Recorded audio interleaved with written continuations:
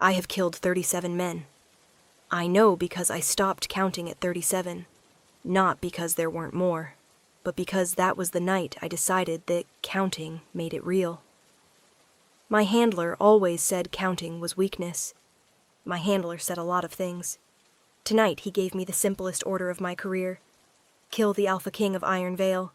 Retrieve the pack seal he carries, the one that can dissolve the border treaties and end the war in our favor. Return before dawn. Simple. Except when I arrived at the burning stronghold, someone had gotten there first. The courtyard was already full of bodies, and the Alpha King, the man I came to kill, was the only one still standing. Bleeding, alone, surrounded. And the moment our eyes met through the smoke and the chaos, I made a decision that changed everything. Not the one I was sent here to make. Let me tell you what I am before I tell you what I became. My name is Vielle. No family name. Those are earned through pack bond or bloodline, and I have neither. I am an Omega, which in the world I grew up in meant one thing. Useful for specific purposes and disposable when those purposes were served. I was taken at 9 years old by a man called the Warden, the head of a guild that traded in a very particular kind of skill. Not soldiers, not warriors. Those were blunt instruments, loud and obvious. The guild trained something quieter. Operatives, infiltrators, people who could move through a room without being remembered, who could read a target's pattern in 3 days and find the one moment they were vulnerable.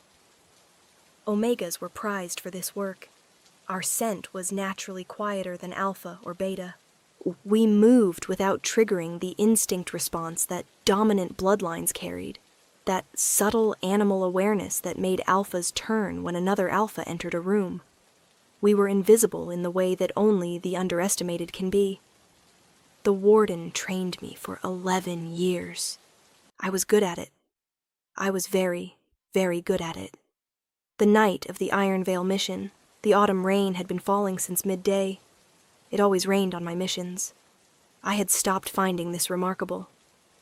I crossed the border into Iron Vale territory on foot, alone, moving through the forest with the patient quiet that 11 years of training had made instinct. The Iron Vale stronghold rose ahead of me. Ancient stone, high walls, the iron wolf banner of the Ashvale bloodline dark against the night sky. Alpha King Caden Ashvale, 31 years old, ruled for 6 years following his father's death. Known throughout the 7 pack territories for 2 things, an almost unreasonable tactical intelligence and a complete refusal to negotiate under threat. 3 assassination attempts in 6 years. All failed. All, my handler noted with a thin smile, by less capable operatives than me. The pack seal he carried was ancient, older than the current border treaties, older than most of the political architecture holding the packlands together. In the wrong hands, or the right ones, depending on your perspective, it could unmake the alliances that had kept the Western territories from open war for 40 years. My handler wanted it unmade. I had not been given the option of an opinion on this. I moved toward the east wall, the section with the lower parapet. In the gap in the guard rotation I had mapped from a week of careful observation. I was 20 feet from the wall when I heard it. Not guards, not the sounds of a sleeping stronghold. Screaming. I stopped, pressed into the shadow of the tree line. The courtyard gates were already open. Not forced, opened from the inside. And moving through them, pouring through them, were shapes that weren't pack soldiers. Bipedal, wrong-proportioned, the particular wrongness of rival pack beasts in their partial shift, the mercenary creatures that the Eastern warlords bred for exactly this kind of work. Someone else had sent assassins tonight, faster ones or ones with inside help. The courtyard was already chaos. I could see guards down, some moving, most not. The creatures were heading for the keep's inner door with the focused momentum of things that had been given a very specific destination. I should have left. The mission was compromised. Protocol was clear. If the target was already under active assault, withdraw and report. I watched the last 3 guards form up at the inner door, outnumbered, wounded, holding anyway. And behind that door, I knew from my intelligence, was the Alpha King. I unsheathed my twin blades. I told myself I was protecting the mission. I told myself a lot of things in those 11 years. I went through the gate. What happened in the next 4 minutes, I remember in fragments. The creatures turning, the cold, efficient work of close combat that my body knew without asking my mind. The guards staring at me, enemy, ally, neither. What is she? And then the decision, fast and wordless, to point at the door and say, "Get him out." They went. I stayed. The last thing I remember clearly is the wall on my left, and then the wall on my right, and then the ground. I woke to cold stone against my cheek and a sound I didn't immediately recognize. Low, steady. The particular resonance of pack healing, the ability that ran strongest in alpha bloodlines, the capacity to channel pack energy into physical repair. I had studied it academically. I had never had it used on me. I opened my eyes. He was crouched beside me. Both hands pressed flat to the stone floor on either side of my head, not touching me, but the healing resonance flowing from his palms like heat from banked coals. His eyes were closed. His jaw was set. There was blood on his collar, his own, seen from a cut along his left cheekbone, and the absolute focused expression of someone spending something they can't easily afford. Caden Ashvale was healing me. The Alpha King I had come to kill was kneeling on the floor of his own burning courtyard, spending his pack energy on an unconscious Omega he didn't know. I processed this. He opened his eyes. We looked at each other. He saw me fully awake in approximately 2 seconds, and was on his feet and back 3 paces in 3 more. Fast, alpha instinct fast, the reaction of someone who had survived 3 assassination attempts and knew what threat looked like. I sat up. The wound in my side protested loudly. I ignored it. "You're one of them," he said. Not a question. His voice was lower than I'd expected. Even.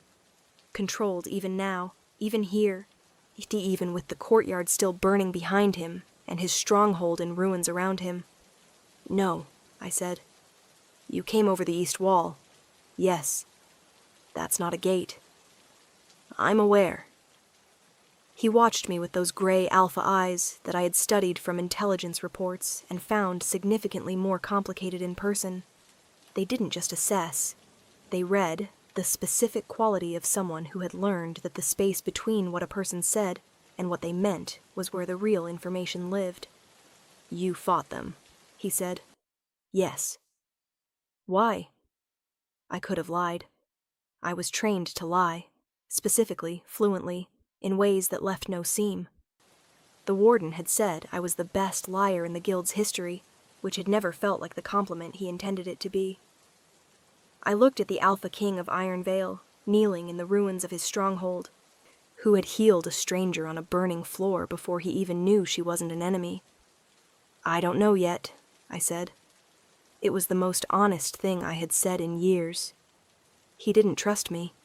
He would have been a fool to trust me, and everything I had learned about Caden Ashvale suggested he was not a fool. But we were on the same piece of burning ground, with the same enemies somewhere in the dark, and the pragmatics of survival tend to simplify complicated questions. We moved. He knew his own stronghold, the servant passages, the hidden stairs, the places the architectural plans didn't show because they predated written records. I followed, and I noted every turn, and I told myself this was still intelligence gathering, still the mission, still professional. We came out on the eastern cliffside, the one that overlooked the sea. Yes, where the wind came in cold, and the sound of the stronghold burning was suddenly very far away. He sat on the rocks. I sat 3 feet from him. The pack seal was visible at his collar, the silver chain, the iron wolf disc. Close enough that I could see it clearly. Close enough that it would have been simple. I looked at the sea instead. "You're going to tell me eventually," he said, "what you were actually doing here." "Probably," I said. "Are you going to tell me now?" I thought about it. I was sent to retrieve the pack seal, I said, and to remove you from the situation permanently. A silence. That's a careful way to describe assassination, he said. It's how I was taught to describe it. Another silence. Longer? And now? He said. I looked at the Iron Wolf disc at his collar, then at his face. Now I'm sitting on a cliff telling you about it, I said, which should answer your question. He studied me for a long moment. The cut on his cheek had stopped bleeding. He was still spending pack energy on my wound, I realized. I could feel the low, steady warmth of it, different from before, quieter. As if he was doing it without quite deciding to. Who sent you? He said. A man called the Warden. I know that name, he said, and something changed in his voice. He's been operating against the border territories for 6 years. We've been trying to find his network. I know, I'm part of it. Were, he said. I looked at him. Past tense, he said. Unless I'm misreading this conversation. He wasn't misreading it. I had known that since the moment I chose to go through the gate rather than walk away, and I had simply not admitted it yet, even to myself. Were, I agreed. We couldn't return to the stronghold. Not yet. Not until we knew the scope of the attack, who had survived, whether the creatures were still inside or had moved on. There was a small fishing structure on the cliff path, barely shelter, but it was out of the wind, and there was dry wood stacked inside. We made fire. We sat on opposite sides of it. He asked questions. I answered them, not everything, not at once, but more than I had ever told anyone about the guild or the warden, or the years of work that had brought me to this cliff. He listened the way very few people had ever listened to me, without formulating his response while I was still speaking, without reacting to the headlines and missing the substance beneath them. Well, at some point he stopped asking about the guild and started asking about me. I noticed the shift and didn't stop him. How old were you? He said. When they took you? 9. He was quiet for a moment. Did you have family before? A mother. She died. After that, there was no one, which is how the warden finds most of his operatives. I said it without self-pity. I had made my peace with the fact long ago, or told myself I had. He looks for children with nowhere to go and offers them somewhere. And the somewhere is a guild that trains children to kill. He frames it differently at 9. By the time you understand what it is, you've been there long enough that leaving feels like dying. But you left tonight? I looked at the fire. I went through a gate I should have walked away from. Why? I had been turning that question in my mind since the moment it happened, and I still didn't have a clean answer. The guards, I said finally. They were outnumbered and injured, and they were holding the door anyway. And it seemed... I stopped. It seemed wrong for that to be the last thing they did and no one to notice, he said quietly. Yes. He looked at the fire for a long moment. That's not the answer of someone who doesn't know how to care about things, he said. That's the answer of someone who has been told for a long time that caring is a liability. I said nothing. The warden told you that. Constantly. He was wrong. Simple, direct. No argument around it, no softening. Just, he was wrong. Well, I looked at Caden Ashvale across the fire, the Alpha King who had spent his own energy healing a stranger, who asked questions and actually listened to the answers, who said he was wrong about a decade of conditioning as if it were simply, factually, obviously true. Something shifted in my chest, something I didn't have a name for, something that felt, uncomfortably, like the beginning of believing him.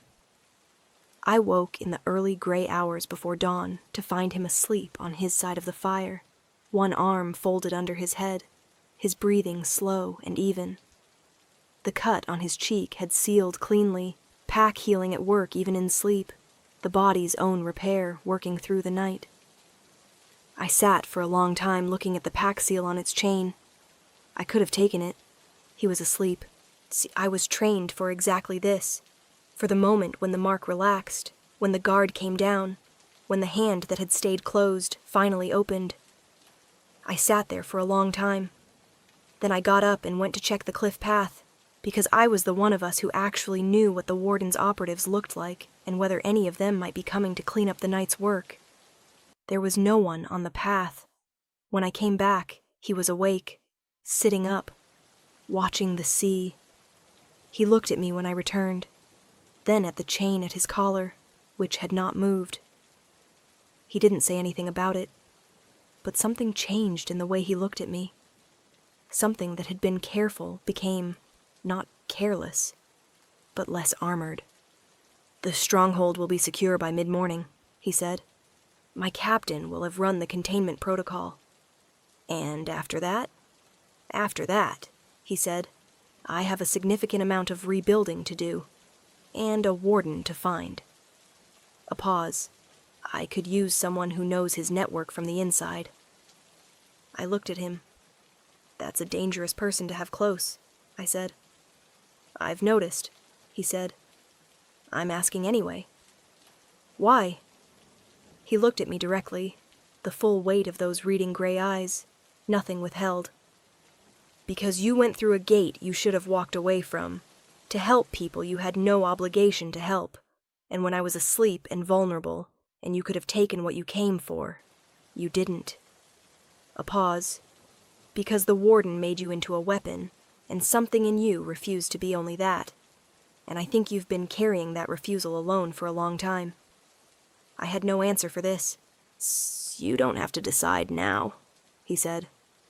"I know," I said. "But you're not walking back to him." "No," I said. "I'm not." He came 2 days later. I had known he would. The Warden always came to collect what hadn't been returned, operative or objective. It didn't matter which. He was meticulous about loose ends. We were in what remained of the stronghold's eastern hall when the scout reported a single rider on the north road. No guild markings. Plain cloak. The Warden never announced himself. Caden looked at me. "You don't have to face him," he said. "Yes, I do," I said. "I really do." The Warden was exactly as I had always known him, a man of perhaps 60, unremarkable in every visible way, with the patient, observant stillness of someone who had spent a lifetime being underestimated and found it professionally useful. When he sat across the hall table from me as if we were having a routine debrief. He did not acknowledge Caden's presence except to note it once, with a single measured glance, and then dismiss it. "The mission failed," he said. "The mission changed," I said. "That's not a distinction I recognize." "I know." I held his eyes. "I'm making it anyway." He studied me for a long moment, the same assessment he had applied to me since I was 9 years old, the calculation that had always determined what I was worth and what I would be used for. "You understand what this means," he said. "Every operative who has walked away from the guild." "Has been found?" I said. "Yes." "You told me that story many times." "I think you told me that story because you were afraid of the day I'd decide it wasn't enough to stop me." Something moved in his face. Very small. Just very controlled. "I taught you well," he said. "You taught me how to read people," I said. "You didn't expect me to read you." A silence. "The guild won't stop," he said. "I know. This," a slight gesture toward Caden, toward the stronghold, toward everything, "won't protect you." "I'm not looking for protection," I said. "I'm looking for something worth protecting." The Warden looked at me for a long time. Then he stood, straightened his cloak, picked up his gloves. "You were the best I ever trained," he said. It was not a compliment. It was a statement of professional loss, which was how the Warden experienced everything. "I know," I said. "That's why you should be careful." He left. Caden had not moved from the doorway the entire time. When I turned, he was watching me with an expression I was still learning to read, layered, not simple, the kind of face that had more going on beneath it than it showed on the surface. "Are you all right?" he said. No one had asked me that in 11 years. "I will be," I said. He crossed the hall, stopped in front of me, closer than he'd stood before, close enough that the pack warmth that alphas carried was present, not overwhelming, just there. "The guild will send someone," I said. "I know. I'm a liability." "You're also the only person alive who knows their network from the inside," he said, "and you're the reason I'm standing here rather than in a burial ground."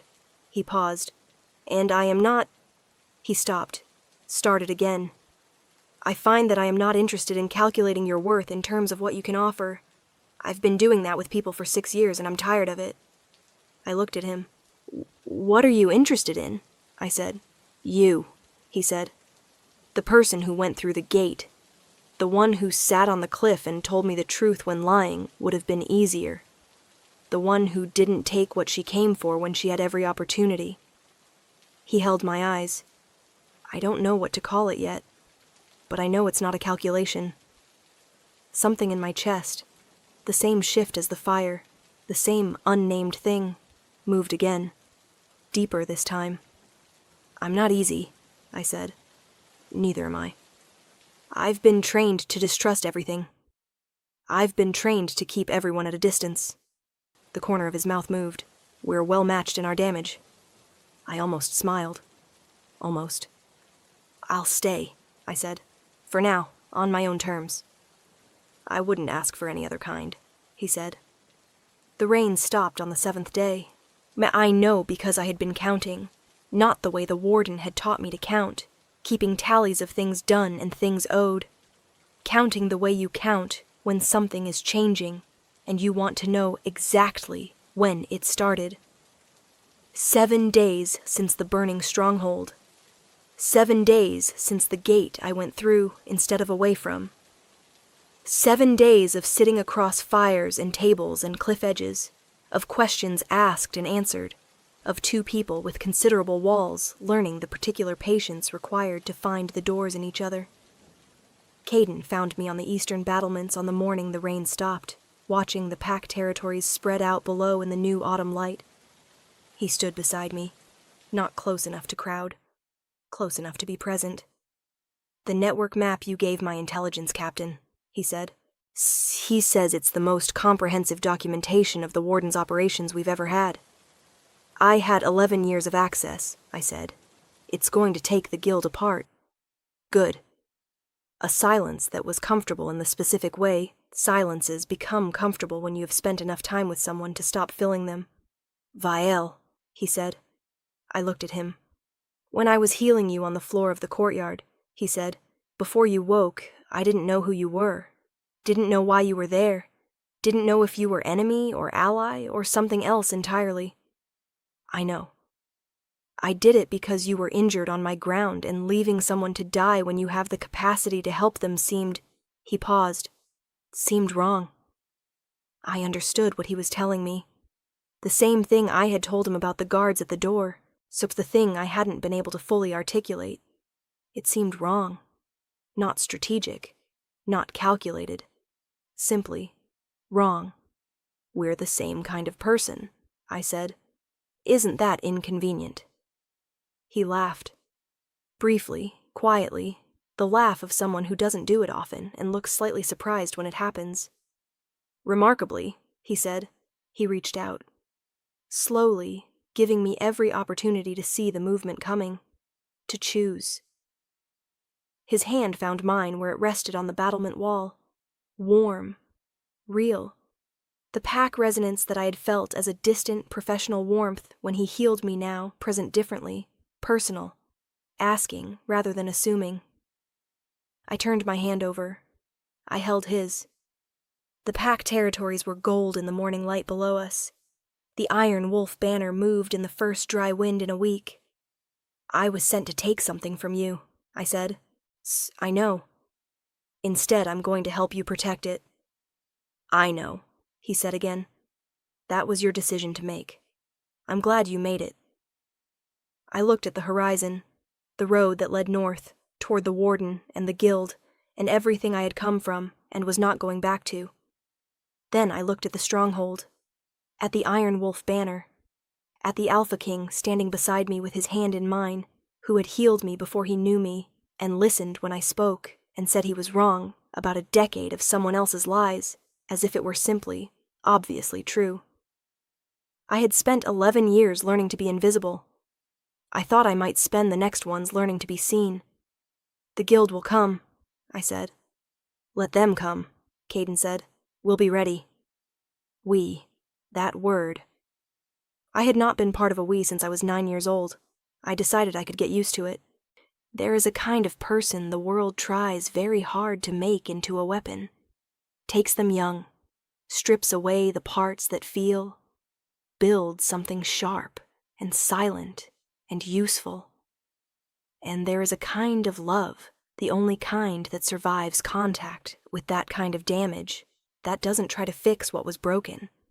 It just says, I see you, the real one, the one underneath, and waits. Caden Ashvale waited. And Vielle, the Omega assassin with 37 tallies, she stopped counting, and a gate she went through for no good reason, chose to be worth waiting for. That was the decision, not the one she was sent to make, the one that mattered.